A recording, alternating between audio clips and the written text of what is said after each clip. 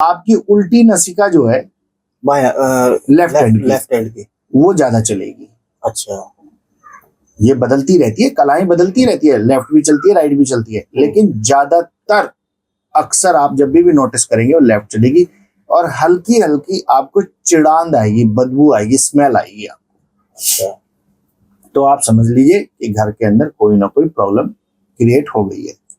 देता है कुछ भी तो उनको ये लगता है कि हमारे घर पर किसी ने कुछ कर दिया है, या तो किया होता है, या एक उनकी मानसिक स्थिति होती है, वो उसको समझ लेते हैं, जैसा वो सोचते हैं वो उसके ऊपर असर करने लगता है। तो इस भ्रांति को निकालने के लिए वो क्या करें? देखिए, इसकी 2-3 पैमाने हैं ग्रस्त लोगों को समझने के लिए कि भाई वाकई में ही कोई घर में क्रिया की हुई है या नहीं की हुई है। ऐसा अंधविश्वास में भी नहीं पड़ना चाहिए। ये एक तरीके का, ये समझिए कि आपको ये बताया जा रहा है कि अगर कोई रोग लगा है तो आप उसको कैसे जज करेंगे। अब मान लीजिए आपके ऊपर किसी ने कुछ करा धरा, या आपको ऐसा कुछ शक हो रहा है कि भाई ऐसा कुछ हो गया घर के अंदर, या कोई बाधा आ गई घर के अंदर, तो आप किस प्रकार से उस चीज को पता करेंगे, निवारण कैसे करेंगे। तो हमारे भैरव तंत्र के अंदर एक बहुत साधारण भाषा समझाई गई है कि आपकी जो है नसिकाएं हैं, जो हमारी ये 2 नसिकाएं हैं, ये जब भी घर में कोई क्रिया किसी भी प्रकार की हो रही है और आप इस साधना को कर रहे हैं, आपकी ये साधना चल रही है, ठीक है, तो आपकी उल्टी नसिका जो है लेफ्ट हैंड की वो ज्यादा चलेगी। अच्छा, ये बदलती रहती है, कलाएं बदलती रहती है, लेफ्ट भी चलती है राइट भी चलती है, लेकिन ज्यादातर अक्सर आप जब भी नोटिस करेंगे वो लेफ्ट चलेगी। और हल्की हल्की आपको चिड़ांद आएगी, बदबू आएगी, स्मेल आएगी आपको। अच्छा, तो आप समझ लीजिए कि घर के अंदर कोई ना कोई प्रॉब्लम क्रिएट हो गई है। ठीक, अब इसका विधान कैसे, ये खत्म कैसे होएगी, उसके लिए आपको, जैसे आप रोजाना दीपक जलाते हैं, आप दीपक जलाइए और आपने कुछ नहीं करना है, थोड़ी सी पीली सरसों लेनी, उसके अंदर 5 आपको डंडी लगी हुई लाल मिर्च लेनी है, साबुत, ठीक है, 5 ही काली मिर्च लेनी है, ठीक है, और पूरे घर के अंदर मुट्ठी बंद करके उसको घुमाना है। कौन से हाथ में मुट्ठी ले रहे हो? सीधे हाथ में। अच्छा, वो सारा सामान सीधे हाथ में पकड़ लीजिए जितना भी, ठीक है, उसको आप एक भी कोना मत छोड़िए, पूरे घर में घूमिए। हाँ, और जिस मंत्र का आप जाप कर रहे हैं उस मंत्र का आप जाप रखिए। यानी घूमना किस तरीके से, क्लॉकवाइज या एंटी क्लॉकवाइज? आपको जैसे भी घूमना हो। अच्छा, जैसे भी घूमना हो, आपको सीधा घूमना हो, उल्टा घूमना हो, लेकिन कोना कोई नहीं छूटना चाहिए। पूरे घर में घूमना, पूरे घर में घूमना चाहिए। अंदर से घूमते घूमते बाहर निकले, पॉइंट ये है, अंदर से घूमते घूमते हमें बाहर निकलना है। कहने का मतलब ये है, मेन गेट के एक साइड से घूमना शुरू करना है, आपको सबसे आखिरी में जाना है घर के। अच्छा, आखिरी के कोने को पकड़ना है, चाहे राइट पकड़े चाहे लेफ्ट पकड़े, और पूरे घर में घुमाते हुए, एक एक कोना लेते हुए, लैट्रिन बाथरूम होते हुए, सारी जगह घूमते हुए आपको घर से बाहर आ जाना है, घुमाते हुए। एक साइड तो चाहे आप लेफ्ट साइड से घूमे चाहे राइट साइड से घूमे, घूमेंगे तो एक ही तरफ से ना। हाँ, एक तरफ से। ऐसा तो नहीं है कि इधर घूम गए उधर घूम गए, एक तरफ से शुरू करेंगे तभी तो कवर करेंगे। बिल्कुल, चाहे आप उल्टी दिशा में घूमो चाहे सीधी दिशा में घूमो। उल्टा और सीधे का प्रावधान आदमी का जब उतारा करते हैं तब किया जाता है, घर के लिए नहीं, ठीक है। घर के लिए तो दिशाएं हैं, सारी दिशाएं आप घुमा रहे हैं, ठीक।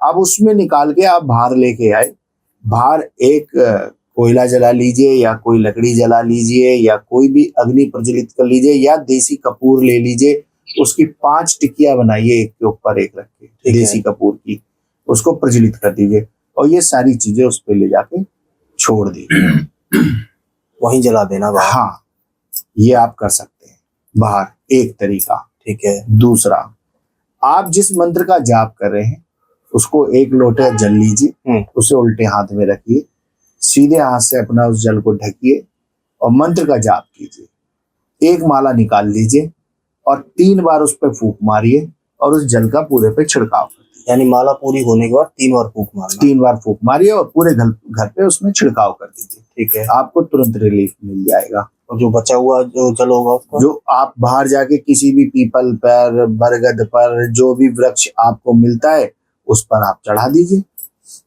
जल अगर बचता है तो, नहीं तो छिड़क लीजिए, कोई दिक्कत थोड़ी नहीं है उसको, तो जितना छिड़का जाए उतना अच्छा है। जल छिड़कते समय छत भी नहीं छोड़नी है आपको, पूरे ऊपर तक देना है। छत भी, बहुत से लोग घर के अंदर ऐसे छिड़क देते हैं, आपको छत पे भी छींटे देने हैं। ठीक है, हो सके तो अपनी छत पे भी चले जाइए, ऊपर भी सारे कोनों में छींटे दे आइए। ठीक है, छींटे दे दीजिए आप, तब भी आपका जो है काम बढ़िया हो जाएगा। ये तो हो गया कि किसी का किया हुआ है या नेगेटिव। आपका जब आपको चिढ़ान दिया किसी तरीके की, आपको आभास हो रहा है, तब अब किसी के ऊपर परेत बाधा आ गई है। हाँ, ठीक है, अब किसी पे बहुत तगड़ी परेत बाधा आ गई है, तो हमारा आके का पेड़ होता है। आके का पेड़ होता है, सफेद आका होता है, गुलाबी आका होता है, जो थोड़ा सा मिल जाता है। हाँ, जिसमें से दूध निकलता है। हाँ, उस आके के पेड़ की जड़ को आप ले आइए। ठीक है, ठीक है, एक दिन पहले जाइए, थोड़ा सा जल चढ़ाइए, थोड़ा सा निवेद्य वगैरह दीजिए, 5 अगरबत्ती लगाइए कि हे वनस्पति, कल हम आपको लेने आएंगे और हमारा ये काम है, और अपना नाम, अपने गोत्र का नाम बोलिए, और कल जैसे ही आपका जो है सूर्योदय होने वाला हो, आप जाके उस जड़ को ले आइए। कभी भी लोहे से काट के नहीं लानी है, थोड़ी सी जड़ लेके आनी है, वो भी लकड़ी से निकालनी है, पौधे को नुकसान ना पहुंचे। अच्छा, ठीक, थोड़ी सी जड़ ले आइए, उस जड़ को लाके जहां आप पूजा कर रहे हैं बाबा की, वहां पर उसको जो है गंगा जल से धोने के बाद उस जड़ को रख दीजिए। एक माला जाप करने के बाद उस जड़ को उठाइए, काले धागे में बांधिए और उस व्यक्ति को पहना दीजिए, वो तत्काल ठीक हो जाएगा जो परेशान है। अच्छा, एक चीज और आती है, होता क्या है कि कुछ चीजें मिल तो जाती हैं, लेकिन वो होता कुछ नहीं है। कैसे? जैसे कि कोई भी सामान मिल गया, गेट पे मिल गया, या घर में किसी पक्षी छोड़ के चला जाता है, उड़ते उड़ते गिर जाता है, और मन में लगता है कि ये चीज है, लेकिन वो है नहीं, उसके दिमाग में बैठा हुआ है, तो वो उस टाइम पे क्या करें? उस टाइम पे आप एक बात ध्यान रख लीजिए कि उस व्यक्ति की अगर मनोस्थिति ऐसी हो गई है कि नहीं कुछ है और है कुछ भी नहीं, हाँ, तो कुछ नहीं, आप इत्र का एक जो है इत्र, बाबा को चमेली का इत्र चढ़ता है, हाँ, बाबा के चमेली का इत्र ले लीजिए, और ये कान के पीछे जो है ना गड्ढा होता है, अच्छा, ये वाला, हाँ, उसी मंत्र का जाप करके 3 बार रब कर दीजिए और आज्ञा चक्र पर उसको लगा दीजिए, हाँ, इत्र को, और नाभि के चारों ओर घुमा दीजिए, उसकी वो मनोवृत्ति भी ठीक हो जाएगी। और बताएं। बहुत अच्छी बात बताई महाराज जी। ये कुछ ऐसे सवाल थे जो कि आए दिन कमेंट लोगों के आ रहे थे, तो उनको बताना जरूरी था। वो नहीं, बहुत सारी ऐसी चीजें हैं जो आप खुद ही कर सकते हो, उसके लिए आपको किसी इतने बड़ी उसमें ठग विद्या में नहीं फंसना है। बाबा खुद साक्षात विराजमान है, और इस कली काल के अंदर तो बाबा ने इतनी कृपा कर रखी है कि आप इसको करके देखें, आपको इतना अच्छा आराम मिलेगा कि आपको कहीं भागने की जरूरत ही नहीं है। ठीक है, क्यों? क्योंकि देखिए, हाँ, इसके पीछे भी साइंस है कि आपको जो भी पौष्टिक तत्व भगवती के द्वारा मिलते हैं, जब आप माँ के गर्भ में रहते हैं, तो नाभि से ही मिलते हैं, और आप पढ़ा हुआ इत्र उसके नाभि के चारों ओर दे रहे हैं, तो उसकी मानसिक स्थिति संतुलित हो जाती है, वहीं से चला जाता है। बहुत अच्छी बात बताई महाराज जी। और जन कल्याण के लिए जो चीज हो सकती है, बिल्कुल लेके जो भी जन कल्याण के लिए होगा, कभी जानेंगे।